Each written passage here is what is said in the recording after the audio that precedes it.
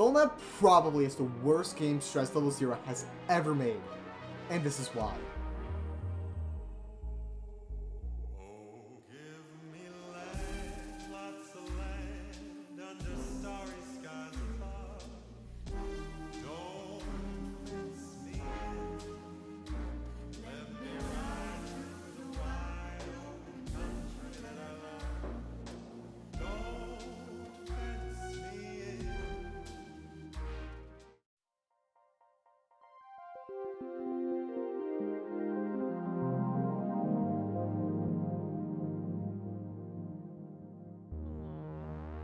Okay, since VR is still relatively a niche thing, and people somehow know of Bonelab and not Boneworks, let's run us through some Stress Level Zero history.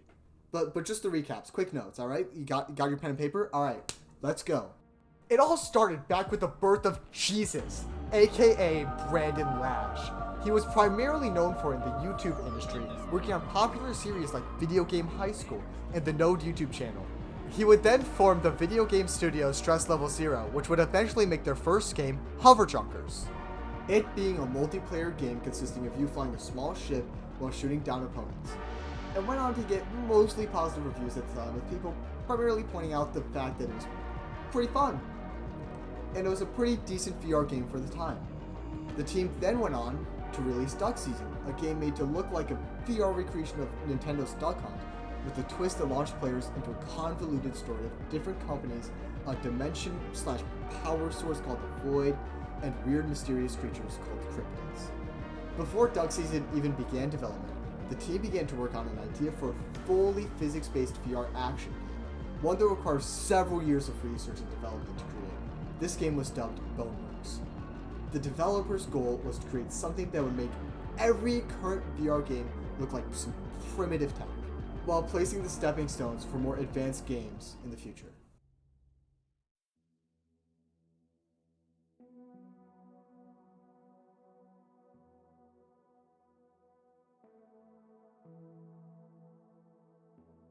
Boneworks later released in 2019, with loads of work and love being put into it. With a decent-sized campaign, fun, while challenging extra modes, and a continuation of the plot of Duck Season, it went on to get positive reviews, with critics' only complaints being that the story didn't make much sense, the physics jinked out every once in a while, the enemies seemed to be a little dumb, and the game was nauseating for a lot of first-time VR users. Boneworks was heavily inspired off Valve's Half-Life 2, and it definitely shows, for the main point of interest being a tower, these very familiar ammo crates, even having a crowbar, and also the way it treated tutorials.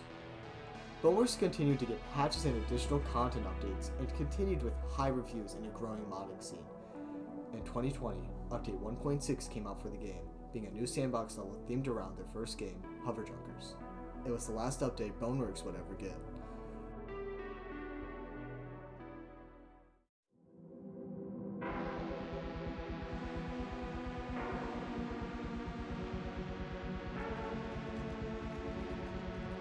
Boneworks spawned a growing community, all eager to see what Stress Level Zero would make. Everyone ecstatic to see what Father Brandon was cooking. Our holy VR Lord. We pray to him every night. This next game's temporary in-development name was dubbed Project 4. Stress Level Zero was fairly open with what they wanted to create, so this next game could have been two planned games, Hall of the Machine King or Dead FM. Both had concept art hidden in their other game, Duck Season. Most of this information on these two games are shaky at best, and theories can be found on the wiki. Wiki link in the little top right corner over there if you want to check it out. However, all questions proposed about what Project 4 could be were soon to be answered, as the dev Brandon announced on April 18th, 2020 that it would be showcased in the Oculus Connect conference on 4/20. But man, when that trailer dropped, people were hyped. The trailer showed a player in MythOS, the main area of Boneworks. The song used felt like it was talking about Ford. The game looked like a sequel. How could you not be excited? I remember when the trailer came out, I was in the middle of a class and screaming with excitement about how it was going to be a sequel. The community was equally ecstatic. People picked apart the trailer left and right while waiting for a proper release date to be announced later that year. People theorized like crazy. Memes, including the Bonelab jokes, became a thing. People were excited by the built-in mods that were showcased for just a few seconds, so, probably wasn't going to be a major thing, but still interesting nonetheless. And only 5 months later, the proper release date trailer was announced.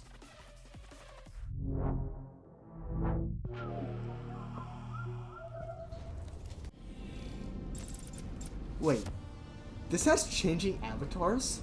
Are the graphics even better? I thought this was gonna be like a little quest game, a little baby game. The music's banging. Is that an anime girl? Holy crap! This looks awesome. Oh wow, that's a cool idea with the trains. Thursday. This Thursday, and a video demonstrating the new tech. This had people excited waiting for the game to come out.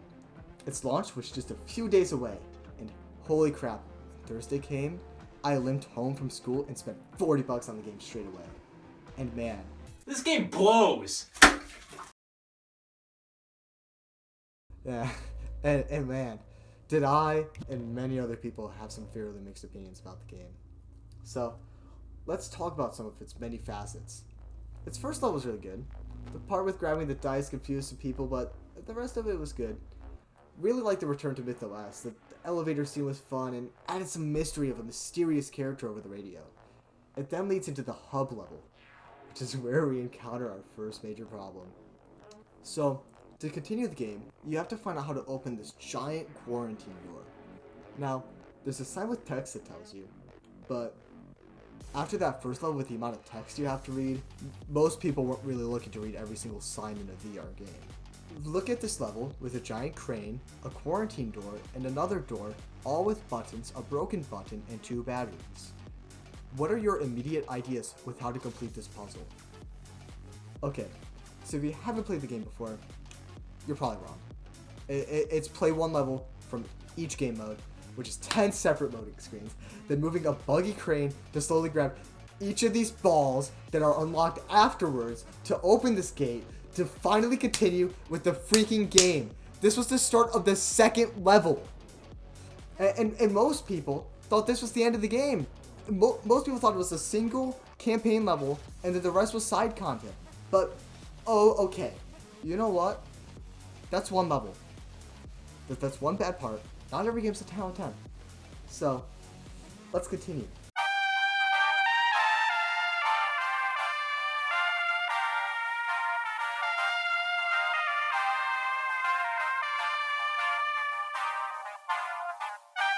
Yeah, the final level of the game. Just like that. We return to where we started in Fantasyland.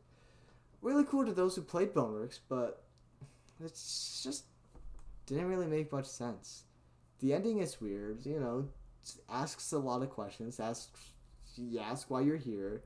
Why are the NPCs attacking me? What did you do? Who am I? Why did you just go back to the main menu? None of these questions are just answered at all. And the ending is just you escaping and meeting Jimmy, where he just drives you in a taxi back to the main menu. The game tries to have some artsy ending with a cliffhanger, but newsflash, you can't just have a cliffhanger when you don't answer your question. Yeah, that's the game. It's just went through every level like that. They introduced some interesting plot points, like developers gone missing, a fantasy town with fake people left to rot, a mysterious OS, post Boneworks. But didn't do anything with any of that. None of the ideas were exactly added upon. The ending is just Jimmy saying, "Yeah, bro, make mods for the game, please." It's so stupid. And yes, this was just made to bring a Boneworks-esque game to the Quest. But, oh my god, they could have done something with this. Sure, tech is interesting, but this feels like Boneworks DLC. Sold for $10 more than the original game. That's a $40 price tag. And it's not like there's any additional gameplay content. There's reskinned enemies from the original game, the same dumb AI. There's remakes / repackages of Boneworks levels or just flat out inferior versions. And some minor new stuff. And sure, there's mods, but this wasn't sold as Gmod. It wasn't sold to us before it launched as a game for modded content. It was sold as a story / gameplay based game. But you know what? Let's at least take a look at those mods.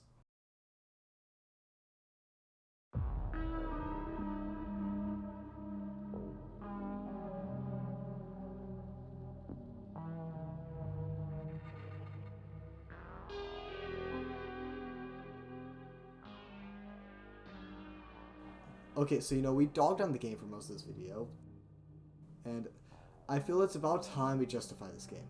Justify its existence, and point out the problems they could have fixed. So, first, this game is not Boneworks 2, but it was advertised as it. Think about it, the game's tone is completely different, the level styling is different, no more big open areas, just small concise levels, no more arenas where you fight loads of enemies, just small crappy puzzles areas with binder arenas. The music goes from a bright but ominous tone to a dark and mysterious, with some exceptions obviously. I love it. It's really cool, a perfect twist to Boneworks. But then they advertised it as just that. All of its trailers, and the store page mainly talk about its story, levels, and gameplay. Pre-launch, nobody thought the game was about modding. But then we get the game, and its first level's amazing. It goes with this dramatic intro of you being sentenced to death, a mysterious figure giving you a helping hand, and a dive through the area you left off in the previous game. Then bam, back to MythOS. It was so cool to anyone who previously played Boneworks. The level felt like a confined Boneworks level too. The music's so good. But then after that first level, that's when it all went downhill. The intro level was honestly the best part. It was clear the devs have talent and know what the fan base likes. Perhaps the devs were rushed. Perhaps they didn't have enough cash to finish the project. Or perhaps near the end they just didn't know who they were going to sell the game to. But who would even know? But for now, I guess I'll be sitting here, missing Boneworks. Maybe these fan ports can fix the game. But, till next time.